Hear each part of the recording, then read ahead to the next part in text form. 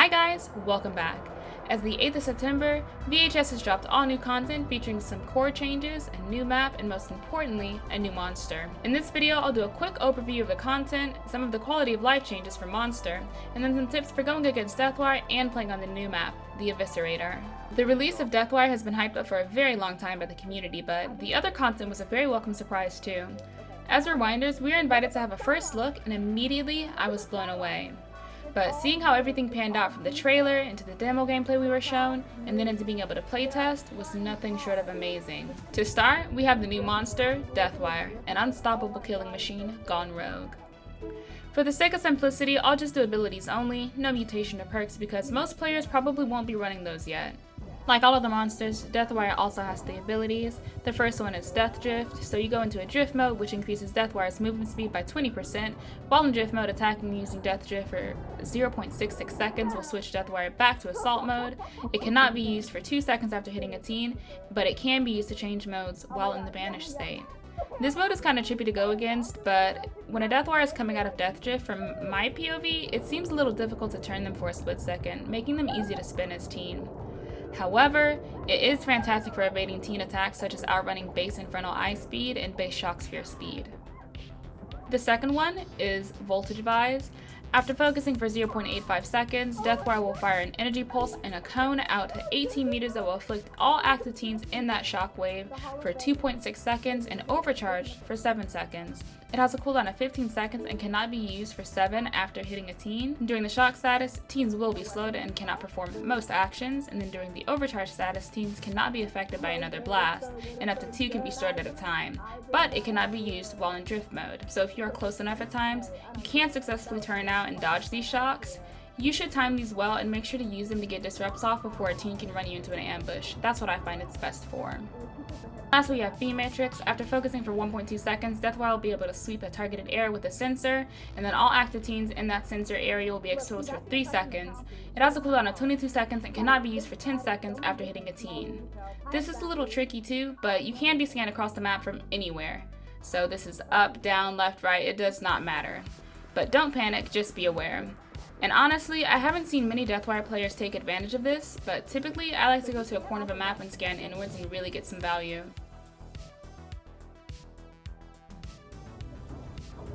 Bounties have also been changed, and monsters now earn up to 40 flux per match played based on their final match score instead of the 10% XP bonus. Considering XP can only go so far and isn't shared for anything outside of the progression of that specific monster, it makes the incentive much more worth it in my opinion.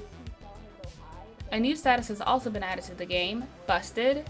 After 6 hits, teens can no longer be healed unless they use an unpowered Sacred Staff, which can be costly for games. The Busted status persists even if teens are res with the Book of the Dead, too.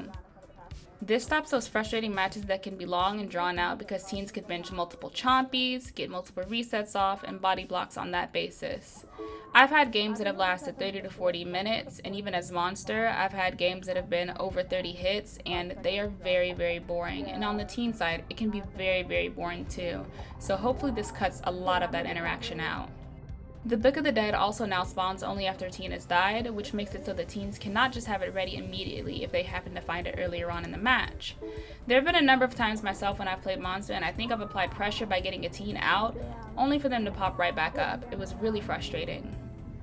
They've also increased the size of the remnants from consumed Clash Cola and Chompy Bars to be easier to notice. Chompy Bars and Clash Cola pickups also won't spawn outside of vending machines on the map anymore unless bought in through a prize, which previously they were pretty generous in the environment. They've also increased the delay after consuming a Clash Cola to gain the full speed boost to 1.2 seconds from 0.6, which I'd assume is to prevent further abuse because it was pretty bad and you could spin a monster fully with it, but this is actually going to be a lot healthier in my opinion. Plagues are also now a core mechanic for monsters instead of being prize only. Whenever a monster does not have a plague equipped, after 8 hits in the match they can utilize a random plague. Monsters are now able to hit powered vending machines with their basic attack to temporarily sabotage them so teens can't interact with them too. 90 seconds afterwards, a random vending machine of the same type will be chosen to power on again, and monsters will also get dominance points when they sabotage too.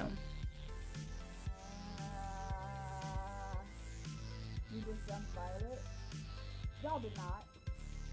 Violet barely had a chance to play in the test in the The recovery speed after a monster misses an attack has been increased by 10%, and after hitting each teen, the monster scream now emits shockwaves for 0.5 seconds longer, and each wave diminishes in size at a slower rate.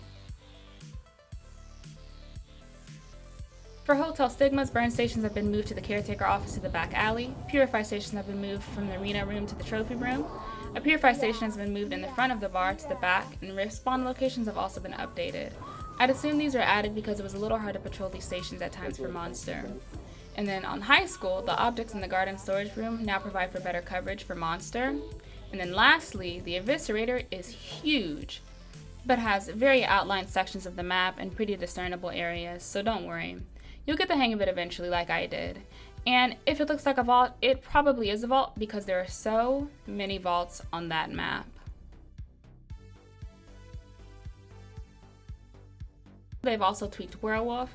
They reduced Werewolf's base movement speed by 2%, increased the speed bonus granted by Berserk to 26% from 24%, reduced the base cooldown of the Berserk power to 20 seconds from 24 seconds, increased the speed the Werewolf can move while focusing the Hunt power by 50%, reduced the base cooldown of Hunt to 45 seconds from 55 seconds, reduced the duration of Hunt to 20 seconds from 25 seconds, increased the cooldown penalty to Berserk when the Vicious mutation is equipped to 25% from 20%.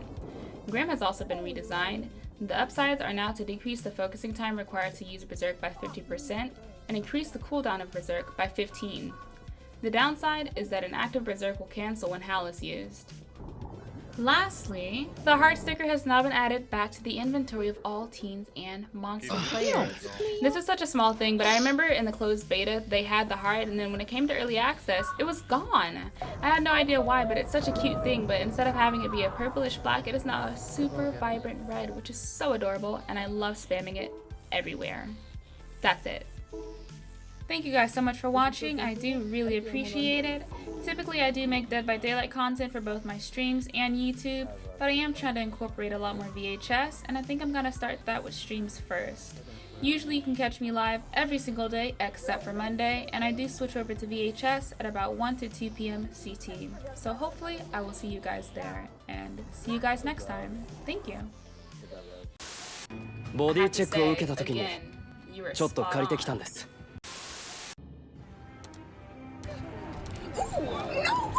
I got you, Miss Clara! こんなものが存在していたとは。